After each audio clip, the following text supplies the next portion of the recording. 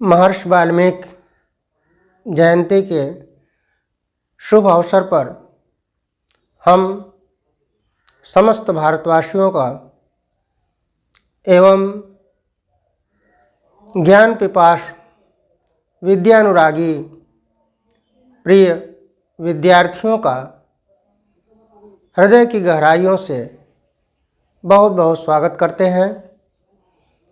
आज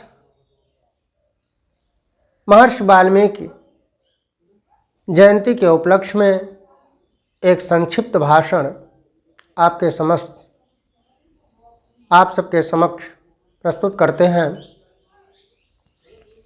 महर्षि वाल्मीकि हमारे संस्कृत लौकिक जगत के आदि कवि कहे जाते हैं। यह समस्त विद्वानों के द्वारा पूर्ण रूपेण स्वीकार किया जाता है।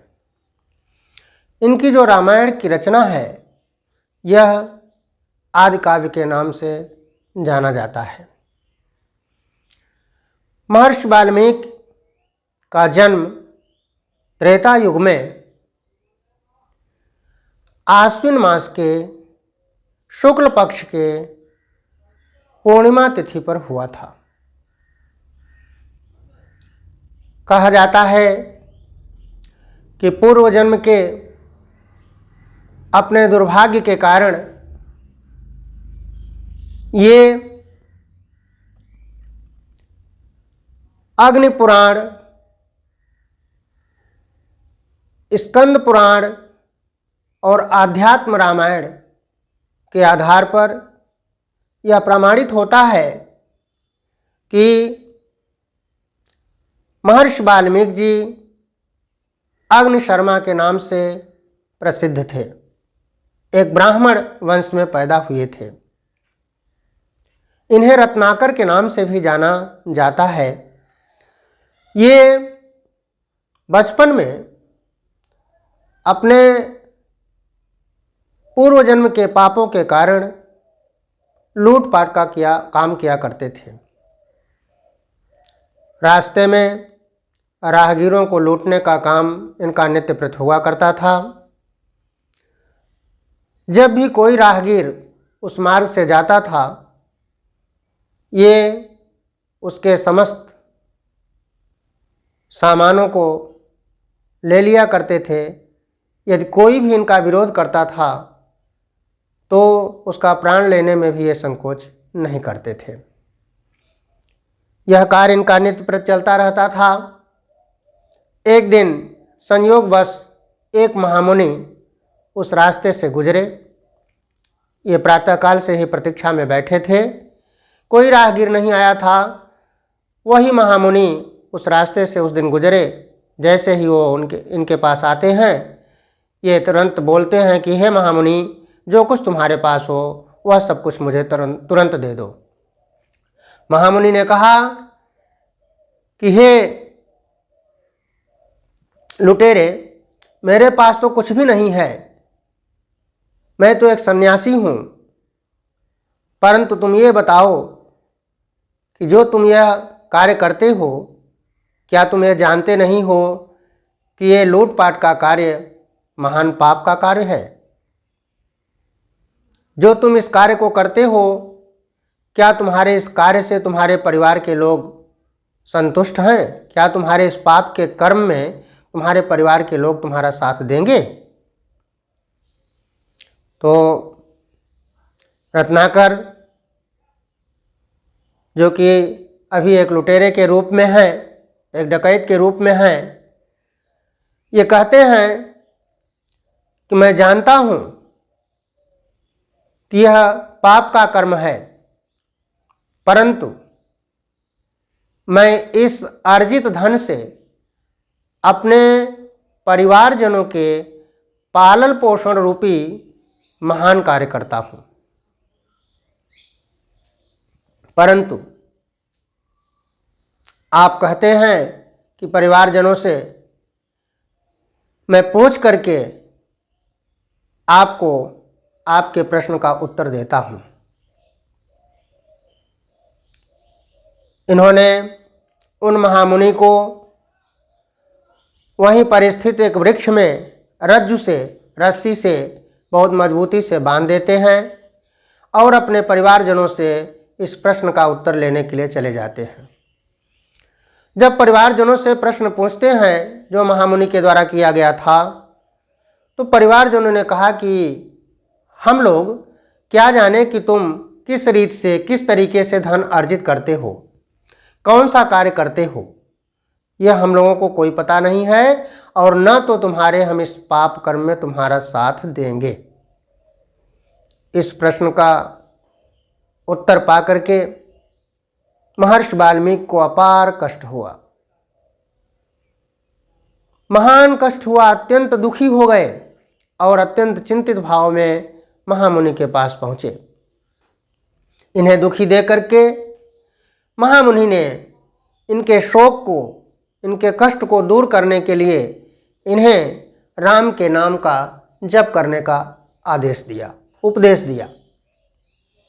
अपने वृत्ति के अनुसार ये राम के नाम का उच्चारण करने में असमर्थ मरा मरा शब्द का जप करना प्रारंभ कर दिए। इसके लिए आप जानते हैं कि एक चौपाई अत्यंत प्रसिद्ध है कि ओलटा नाम जपत जग जाना, वाल्मीकि भये ब्रह्म समाना। इस तरह से उल्टा नाम जप करते करते, माने मरा मरा जप करते करते ये ब्रह्म ऋषि के रूप में पूरे संसार भर में प्रसिद्ध हुए। इतनी तपस्या में लीन हो गए कि इन्हें अपने शरीर का कोई ध्यान न रहा। इनके शरीर को वाल्मीकि दीमकों ने पूरे इनके शरीर को ढक लिया, आवृत कर लिया, तब भी ये तपस्या में रत रहे, लीन रहे, तपस्या से विचलित नहीं हुए, हटे नहीं। इनके इस तपस्या के प्रभाव को देख करके प्रचेता मुनि के द्वारा, वरुण देवता के द्वारा लगातार जल की धारा के द्वारा दीमकों के ढेर को बहा दिया गया। तो प्रचेता ऋषि के द्वारा, चाहे प्रचेता वरुण देवता के द्वारा जो दीमकों का ढेर इनके शरीर से हटाया गया, पुनः इनके शरीर को प्रकट किया गया, तो इस कारण से इनका वाल्मीकि से वाल्मीकि नाम पड़ा। और प्रचेता के द्वारा निरंतर जल की धारा के कारण इनका दूसरा नाम प्राचेतस पड़ा। प्राचेतस का प्रमाण भी रामायण में इनके द्वारा स्वयं दिया गया है। प्राचेतसोहम दशमो पुत्र राघव नंदन, हे रघुनंदन मैं प्रचेता का 10वां पुत्र हूँ, ये इनके द्वारा स्वयं स्वीकार किया गया है। इस तरह से महर्षि वाल्मीकि के बचपन की स्थिति रही। बचपन में इनका जो समय था वह बहुत ही, एक तरह से मान लें कि पाप युक्त था, परंतु जब इन्होंने घनघोर तपस्या किया तो एक महर्षि के रूप में, ब्रह्मर्षि के रूप में इनको सम्मान प्राप्त हुआ। एक दिन ब्रह्मर्षि नारद महर्षि वाल्मीकि के सामने उपस्थित हुए और उन्होंने इनसे भगवान श्री रामचंद्र जी के संपूर्ण चरित्र का वर्णन करने के लिए संकेत किया।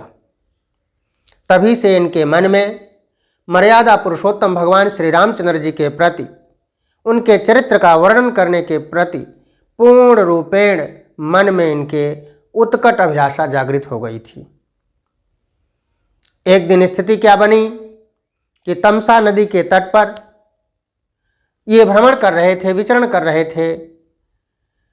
एक बहेलिया, एक शिकारी, क्रौंच पक्षी के जोड़े जो आपस में विहार कर रहे थे, अपने सांसारिक मोहमाया में लिप्त थे, आनंदित हो रहे थे, उनमें से उस शिकारी ने, उस बहेलिया ने एक नर पक्षी को बाण से मारकर घायल कर दिया।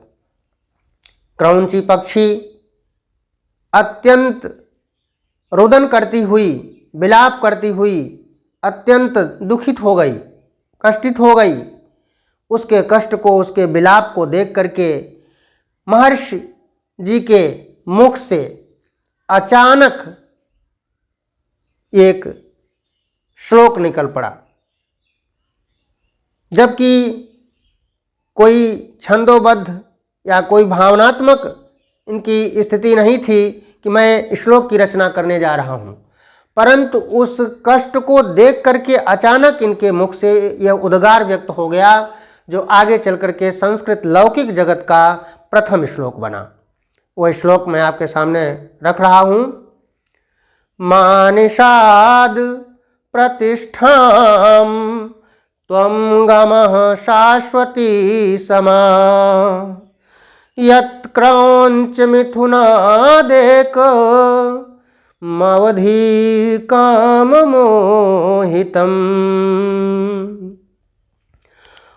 इस श्लोक का अर्थ है कि मां निषाद, हे निषाद राज, प्रतिष्ठाम त्वम अगम शाश्वती समा, तुम बहुत लंबे समय तक, चिरकाल तक, दीर्घकाल तक कभी भी प्रतिष्ठा या सम्मान को प्राप्त नहीं करोगे, क्योंकि तुमने यत क्रौंच मिथुनादेकम, क्योंकि क्रौंच पक्षी के जोड़े में से तुमने एक को मार गिराया, जो काम मोहितम, जो अपने सांसारिक मोहमाया में निमग्न थे, डूबे हुए थे। यह शाप महर्षि वाल्मीकि के द्वारा उस निषाद को दे दिया गया, उस शिकारी को दे दिया गया। शाप देने के बाद महर्षि जी को अपार कष्ट हुआ कि मैंने एक पक्षी के लिए इस शिकारी को इतना बड़ा शाप दे दिया। उसी समय जब शोक सागर में डूबे हुए थे तो भगवान ब्रह्मा इनके पास उपस्थित होते हैं, और ब्रह्मा जी उपस्थित होकर के इनके कष्ट को शांत करने के लिए इन्हें समझाते हैं कि तुमने जो भी कार्य किया है वो नीति के अनुकूल किया है, नीति विरुद्ध नहीं किया है, धर्म के मार्ग का तुमने पालन किया है। अब तुम्हारा समय आ गया है कि तुम मर्यादा पुरुषोत्तम भगवान श्री रामचंद्र जी के संपूर्ण चरित्र को काव्यबद्ध करो। इसके लिए माँ सरस्वती तुम्हारे अंदर प्रवेश करेंगी। उनकी कृपा से तुमको संपूर्ण रामचरित्र का ज्ञान हो जाएगा। मेरी कृपा से भी तुमको किसी प्रकार से भगवान श्री रामचंद्र जी के चरित्र के विषय में कहीं भी कुछ भी विस्मरण की स्थिति नहीं रहेगी। इसलिए तुम भगवान श्री रामचंद्र जी के चरित्र का वर्णन करो। इतना कह करके ब्रह्मा अंतर्ध्यान हो जाते हैं। तब महर्षि वाल्मीकि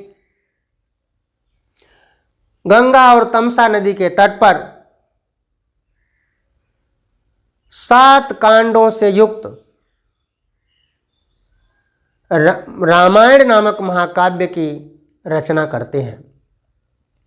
यह जो रामायण नाम का इनका महाकाव्य है, इसमें कुल 7 कांड हैं और कुल 24,000 श्लोक हैं। इन 24,000 श्लोकों की रचना महर्षि वाल्मीकि ने माँ सरस्वती की अपार कृपा से बहुत ही अच्छे ढंग से छंदोबद्ध कर दिया। आज हम लोग महर्षि वाल्मीकि के कारण ही भगवान श्री रामचंद्र जी को जानने में पूर्ण रूपेण समर्थ हुए। इन्हीं की कृपा से हमें प्रभु के संपूर्ण चरित्र का पूर्ण रूपेण ज्ञान प्राप्त हुआ। जब तक इस धरती पर पर्वत, नदियाँ, समुद्र स्थायी रूप से बने रहेंगे, तब तक ये भगवान श्री रामचंद्र जी की कथा भी इस धरती पर हमेशा ज्ञानवर्धन करती रहेगी, हम सबका मार्गदर्शन करती रहेगी, हम सबको हमेशा मर्यादा का पाठ पढ़ाती रहेगी।